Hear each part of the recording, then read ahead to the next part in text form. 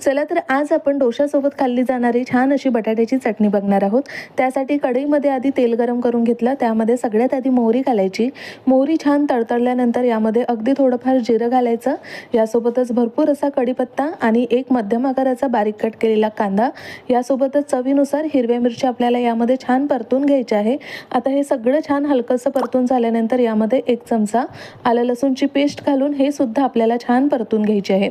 आता यानंतर हळद घालायची, चवीनुसार मीठ आणि यासोबतच 2 ते 3 अगदी छोट्या चमच्याने धनिया पावडर घालून हे सगळं छान आपल्याला परतून घ्यायचं आहे। आता यानंतर जो आपण मॅश केलेला बटाटा होता तो सुद्धा आपल्याला यामध्ये घालून घ्यायचा आहे। आता बटाटा यामध्ये टाकल्यानंतर बटाटा पूर्णपणे यामध्ये छान असा मिक्स करून घ्यायचा। आता मिक्स केल्यानंतर हे पुन्हा मी इथे छान असं मिनिटभर शिजवून घेतलं। त्यानंतर आता यामध्ये आपल्याला पाणी घालायचं आहे। अगदी थोडंसं पाणी घालून याला छान असं मिक्स करायचं आणि ही बटाट्याची चटणी आपल्याला एकदम अशी सैलसर अशी करून घ्यायची आहे।